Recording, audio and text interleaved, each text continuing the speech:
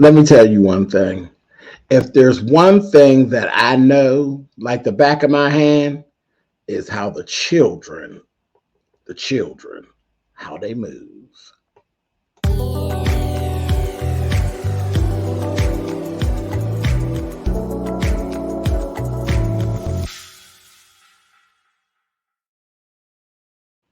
Hey guys, thanks so much for clicking on the video. Listen. This is my review for Bad Boys Texas, and this is episode 2. Oh, like I said, if there's one thing I know, it's how the children move. And this episode, I have to say, flat out, it was boring. It was boring. There really was nothing going on at all till we got to the end. Once we got to the end, it started to pick up where I was like, oh. So that was okay. And I'll talk about that in a minute. But what was really the most exciting, and this don't sound good for Zeus, but the most exciting thing about this episode was the trailer for the next episode. Sorry, but that's the truth. This was pretty lackluster. All they did was, first of all, move into the house. They moved into the house and they fought over rooms. How many seasons of Real Housewives have you seen where they do this stuff? You know, they go on vacation and they fight over the rooms. Come on. It's 2023. Come on. Anyway, whatever. But that's basically what this episode gave. It wasn't anything to really get so excited about. But let me tell you about the few little things that stuck out. We're not going to be here long. Okay? We're not.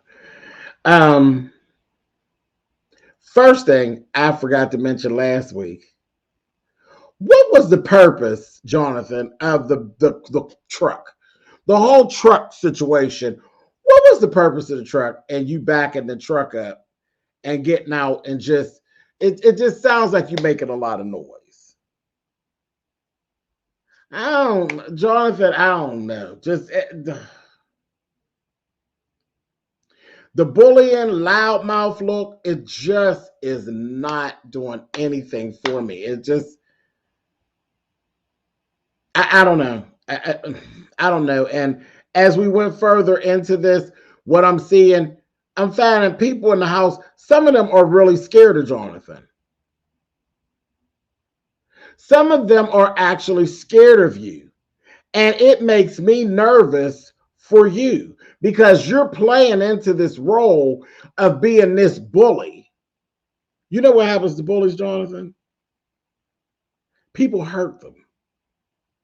People hurt them. You got people, you surround yourself with a bunch of people who are scared of you, somebody will hurt you. Like seriously hurt you to keep you from hurting them because self-preservation is key. And this is what we're hearing. You're big, you're wild, you act like a wild dog, and you got folks that ain't really trying to fight with you. They're not letting you up on them. That whole thing of being scared and tiptoeing around you, that shit is going to get really old, really fast. And I fear someone may actually hurt you. And what is it even all about? What is it even about? Is anything on here worth you being hurt? Because what are you? I mean, you're a hairdresser. You're a social media influencer. But what are you influencing us to do? I don't think that you actually really want to be known as this bully or this person. I mean, I get it. You want to be known as the person that I don't take no mess and folks know not to mess with me. I got it. But I'm just going to say this and I ain't going to keep on harping on it. The only badasses are in jail and at the cemetery. Which one you trying to do? All the bad people, everybody I know, and I've been on the planet a lot longer than you, boo-boo. Everybody I know who's bad, including Michael Jackson, Everybody I know is bad is either in jail or dead. So which one is it that you're trying to push for? I prefer you just being a badass hairdresser. I don't prefer you being bad and laid on a slab. I don't prefer that. I don't want that for you. And that's what I'm seeing. I'm watching this, and half of the program, you're aggravating the shit out of me, and half of the program, I'm scared for you.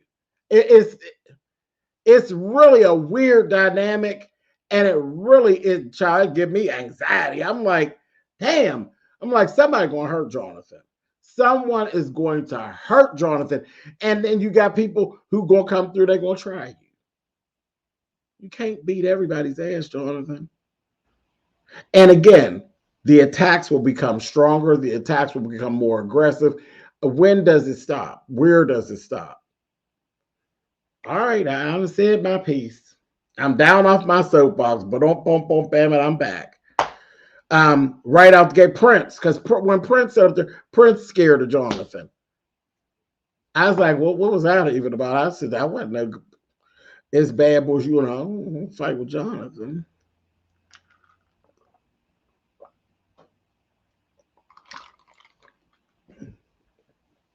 Whatever. And see, that's the type of stuff that triggered me. Because Princeton already told y'all in a confessional what he thought about having to go head up with Jonathan. So if there be a chance that he got to go head to head with Jonathan, he already let you know, I ain't letting him get up on me. I'm gonna try to avoid it, but that's the type of shit to get you cut, get you shot, and other thing. And then y'all laying your head down. You feel comfortable to lay your head down on these folks? If you feel comfortable to lay your head down around a bunch of people who are sitting up giving confessionals saying they scared of you, you are a damn fool. Anyway, I got everything.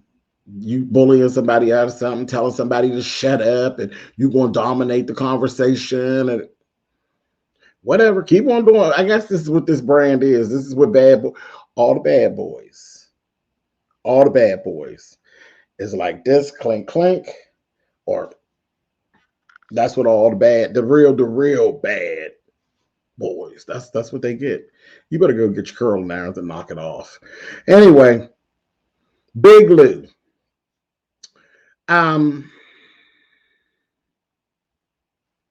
You still being loud. Still being loud. It's for camera time. I mean, Lou will fight, I think, and we're going to see next week. Lou will fight, but Lou be popping off. Sometimes it don't seem too necessary, and it's really, again, it's the brand. That's who could be the most obnoxious, who could be the most loud, whatever, I guess.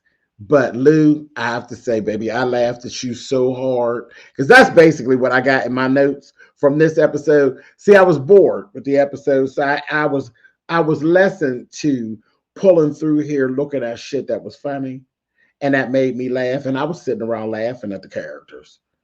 I was sitting around laughing at the children. Baby, when Lou said, you know what? He's talking to Relly. Him and Relly was still having that little tete-a-tete. Don't try to orchestrate no friendly ass shit with me, ho, because I ain't on that. And then he said, can somebody give me a scrunchie? When I tell you, I damn near pistol myself, a scrunchie. How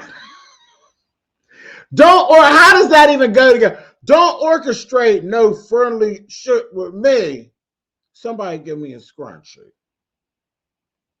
A scrunchie. Lou, sit down. Sit your ass down. Sit down. I said, oh God, that's a bad girl. Yes, that's a bad girl, Eddie. I said, hey, go ahead, Eddie. Anyway, then they go to the next day, and they're all getting ready to leave the hotel. Everybody's going out. They got them in 2 different sprinters going out to the house. The house is beautiful. It's a huge, beautiful house. Where's Anthony? Nobody sees Anthony. Prince makes a comment. He's like, you know what? I don't know Anthony, but I don't care about him. I'm sick of people talking about him. Like, I'm sick of people bringing him up. I was like, damn, Prince, okay. But nobody sees Anthony. They go through the whole day with no Anthony. Banga is still stuck on. He basically then took and got his thing. And he said, that's Chef D, bitch. I don't like that bitch. And I'm going to tell him. I'm going to tell him that I don't like what he did. I don't like the power on that he did. And I said, oh boy, okay. And now I'm looking at Chef D. And as I see Chef D, this ain't even who you are. This whole persona just doesn't. Chef D for me is somebody I would call a gentle giant. He cooks, and that's just what I get from you. You should be somewhere cooking, honey. Chef D, go make me some chicken wings. I don't see this for you at all. It doesn't fit. It doesn't feel like it's natural. This whole you being in the Mississippi, you look like one that would get in your fifis. I don't see you as a bad boy. I don't. I'm sorry. I just don't see that in there. I really don't. And I'm going to talk a little bit more about it as we go forth. But I just don't see that. And I'm going to tell you all day long, you spend all day explaining yourself. Bad boys don't explain themselves. That ain't the brand. The brand is when these people keep telling you, I don't like what you did. I don't like how you did it. I don't think you needed to jump in that when you did. No, you really didn't. And you trying to fight Anthony looks crazy because the proportions are way off. So, I mean, if you slap her one or two times, okay. But this whole thing of like actually fighting her, no cool points. There are no cool points for you to get because you big. You're so much bigger than Anthony. And we all know Anthony ain't no fighter. That bitch is running around with work in her face, work in her ass. Anthony is all the way sculpted like a transsexual woman. Anthony's like when you look at Anthony, I look at Anthony, I got trans girlfriends that don't got as much work going on as Anthony. Anthony don't need to be being banged around at all. No type of altercations, no type of fighting, no nothing. You got shit in your lips, look like shit in your. You don't need nobody to get hold of you and bang you up to the point where, because remember, when you got all that work and stuff, BBLs and this, that, and the others and all, that shit be moving. Somebody go and bang you up in the face real good, you'll come out looking like Transimoto, honey. Ain't nobody got time for that. You don't need to be doing none of that. So you trying to fight with him is so ridiculous. It's so ridiculous, and it just doesn't feel natural. It doesn't feel natural, and I kept listening. Because I was bored with deciding to really zoom in, and I'm saying, well, why are you doing this? Why are you doing this? And then everybody keeps approaching you about it. So once we get to like the second person, this real bad boy persona, by that time you don't want to popping people. So by the time you and Ara actually had that conversation, you probably going along with the brand and what the brand is. When you and Relly and Ara was in that room talking and Ara was giving you all that grief about how he felt, and Ara, now, you know, I'm feeling your compassion for Anthony. I think you're a little sweet on Anthony. I think you like him a little bit. I do. I think you like Anthony a little bit, and that's cool. That's cool. I see y'all. I think you like him a little bit, a little taste. And the thing is, you was going so much at it that at that point, Chef D probably should have slapped you in the mouth because I don't care. Like, I don't care. You're not going to tell me how to feel. You can't tell me how to fight. You can't tell me how to get mad. You can't tell me how long to stay mad. And if you keep talking, I'm going to give you a reason to be mad. And I ain't no bad boy. But I ain't going to keep listening to nobody telling me over and over and over and keep on. And I'm saying I'm a bad boy. I'm going to keep explaining myself. Bad boys don't keep explaining themselves. The only time they explain themselves is to the judge. to the judge. They not to no random bitches. Not at all. And I don't know you. I don't know you. So you put yourself in the space of an op. So the second, third, and fourth time that you was explaining yourself told me this ain't even who you are. The fact that you feel it necessary to explain yourself. Listen, I did what I did, and I'm standing in it. And if the bitch come through, I'm gonna smack her again. See, that's the type of stuff that goes along with that type of behavior. Y'all keep telling me I ain't had no business jumping on Anthony. Okay, well, when she comes through, I'm gonna smack her again. You don't like it, move something. That's what comes with that kind of stuff. Not what you talking about. All that explaining yourself, that shit's crazy. So we got that going on. Then Orlando, crazy Orlando, honey. Orlando was reading on the sly. Why Orlando read Prince like that, child? I said, I caught it, Orlando. If you don't get your ass somewhere and sit down, he gonna tell. They was in Prince's room. Prince's room is really pretty. He got himself a nice room, and he did tell him like, okay, y'all. They said, oh, you putting us out. He's like, all right. So they was like, we leave. There's laughing. We leave Orlando up in his confessional. I said, this is Orlando, honey. Mr. Orlando is something else. Honey. First, Prince told him, he said, you know, when I see you in the media all the time, people be talking like, you know, you real crazy and this, that, thing, and the other. And, you know, being around you, I just don't get that vibe from you. I think you just really cool and stuff. I think you get a bad rap the thing. And I caught it, honey, when Orlando going to say, well, I mean, yeah, I mean, I appreciated him telling me that I'm cool and shit like that. And I'm doing my thing. But I think that's probably why I got a wife and a baby. And I was like,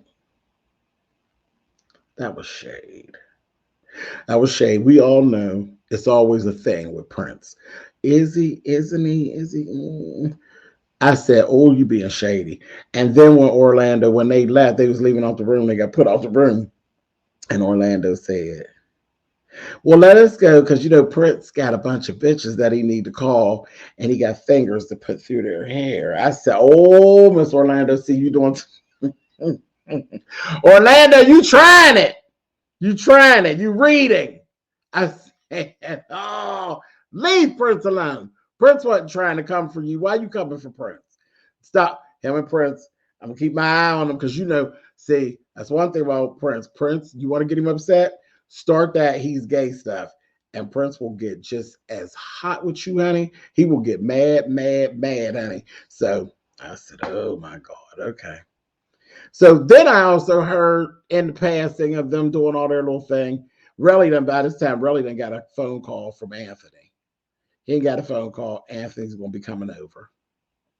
I said, Lord have mercy. But Banga was in there talking, and Banga had exposed, he said that he got shot and that he had screws in his head.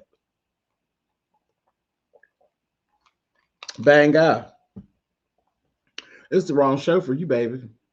You see how they keep banging Anthony around? Anthony got all banged up, honey. And you know, anybody care nothing about his plastic surgeries? So what make you think they're going to care about your screws in your hip? I don't know about you on here.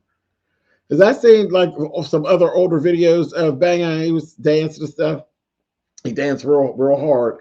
And then I remembered him. I remember seeing him a long time ago on social media. I was like, who is this boy dancing like Tina Turner? All wild and shit. It was Banga. And I'm like, okay, and he was saying how he used to could drop in a split and all this different stuff, but once he got shot, he can't do that. I said, well, I don't know why you came on here, child. Liability. This house full of liabilities. Anyway, Anthony comes, Anthony, Carry On, and Relly sit down. They start trying to get some clarity on stuff because we know what happened as pertains to Rio and Jonathan. And Jonathan is just basically trying to run Anthony. He's being the friend that's going to tell you how to do it and how he wants you to do it. He out of order. You know, again, like Anthony's saying, but you can't tell him how to run his business. I ain't telling you who's here to do, so don't do that. But that's what's going on with them. But then I clocked something different. I said, what is this shit about Chef D? He's like, Chef D, I don't like him. He ain't my friend. I don't care for him all like that. And he talks like him and Natalie are friends, but he talks about Natalie all the time. I said, oh, this should tell you. Okay. And so that put my gaydar up. I said, what's going on? What y'all got going on? What you mad at Chef D? And he made you some chicken and burnt it or something? What's going on, girl? So anyway, they go to having this meeting. They were supposed to be having this meeting. So they get everybody together. And then we get Jonathan and Anthony.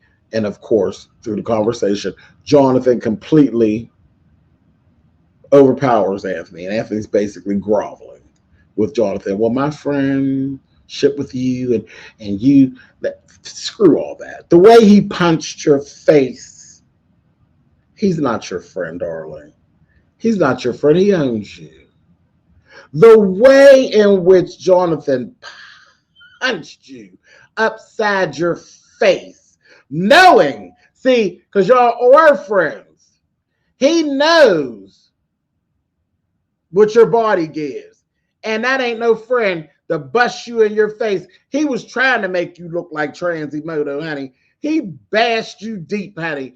And you over there literally kissing his butt. And that's when Chef D was saying, the way that Anthony is kissing Jonathan's ass is sad to watch.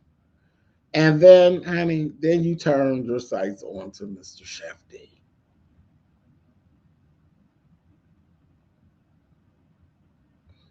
And he was firing at Chef D, firing at him, letting him have it. Like literally, dragging him. I'm not your friend. I ain't never gave a shit about you. This, that, thing, the other. I said, somebody lying. And Big Lou caught it because Big Lou was in the confessional, was like, honey, whenever he turned his sights and started talking to Chef D, it got real nasty. Yes, it did, sis. It was nasty. But I said, this is nastier than real nasty. Baby, I got a question. Anthony and Chef D, was y'all doing the parallel patootie at some point? Because, see, y'all give me two queens that was parallel, like y'all been laying up. And if there's one thing I know, it's the children and how they do. After, it's all good when it's good, honey. But when the sheets dry, honey, sometimes it don't be right. That's when all this ugliness come up.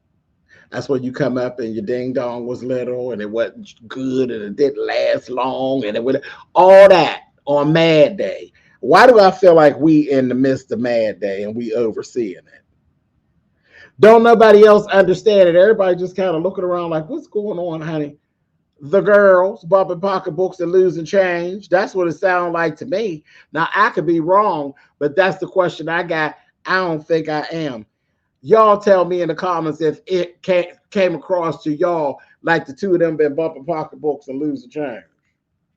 Because that's what it looked like to me. And then I really zoomed in when Anthony really said we all lived together at one point. And Chef D said, I ain't never lived with y'all, with none of y'all. And that damn Anthony's face. Anthony said, yes, you did. You did live with me. I said,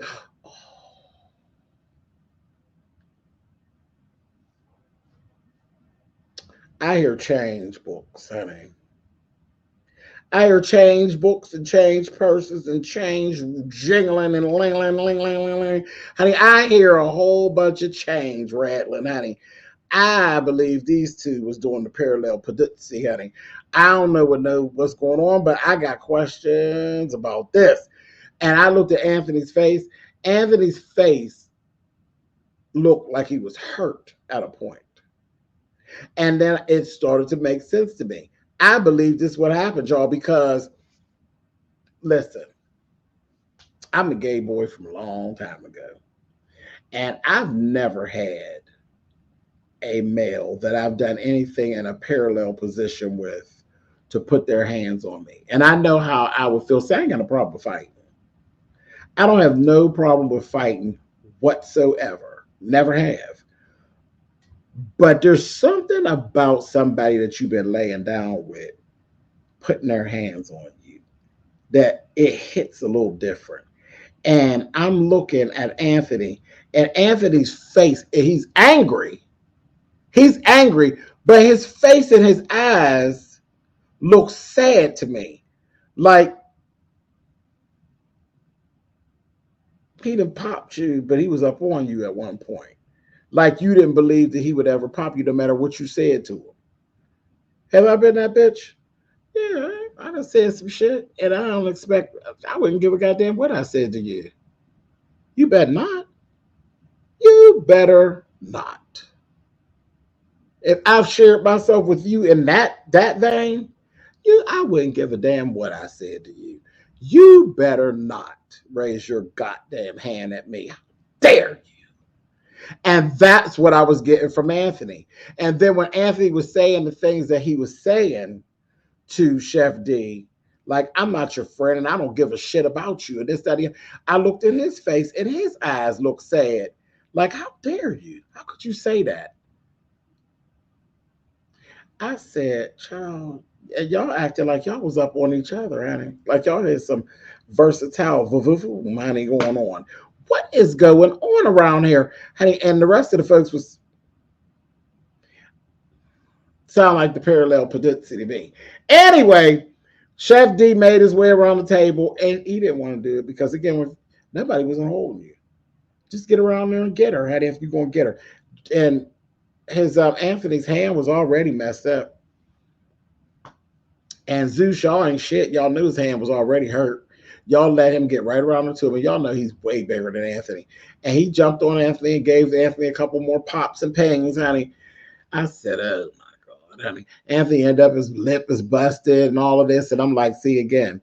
And you ain't picking your mates right, because ain't nobody that I laid down with like that great bust my goddamn lip. What kind of foolishness is this? I was like, but girl, you fresh on your way, honey. You're looking like an old mashed and mangled trans girl, honey. You keep on swinging and banging with these boys. It's just stupid. It really is stupid. And that's that. And this is kind of where we ended out at again for this.